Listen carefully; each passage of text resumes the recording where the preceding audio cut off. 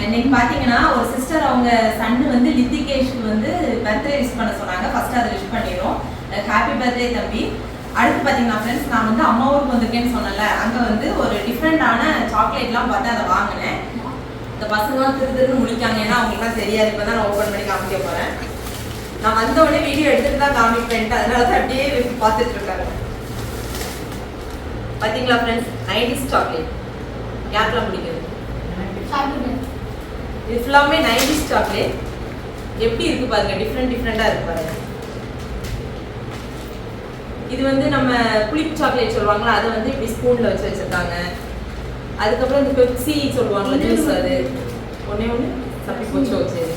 இந்த மாதிரி நிறைய சாக்லேட் இருந்துச்சு. அப்புறம் இழந்த பழம் மிட்டாய் சொல்லுவாங்கல்ல, அது இதெல்லாம். அப்புறம் இந்த மம்மி டேடி சொல்லுவாங்கல்ல, நம்ம ஃபேஸ் வந்து இப்படி வச்சா டேடி மாதிரி, இப்படி வச்சா மம்மி மாதிரி, அந்த சாக்லேட். இது நிறைய இருந்துச்சு. இது பார்த்தீங்கன்னா ஃப்ரெண்ட்ஸ், சுத்து மிட்டாயா. நம்ம வந்து இப்படி சுத்துவோம்ல, இது வந்து கொஞ்சம் டிஃப்ரெண்டாக பண்ணியிருக்காங்க. இப்போ அழகா இருக்குல்ல. ஓகே, இதெல்லாம் வந்து இப்போ அக்கா பசங்க, என்னோட பசங்க எல்லாருக்குமே இது பிடிக்கும். இப்போ வாங்கிட்டு வந்திருக்கோம். எல்லாருக்குமே ஓப்பன் பண்ணி தருவேன்.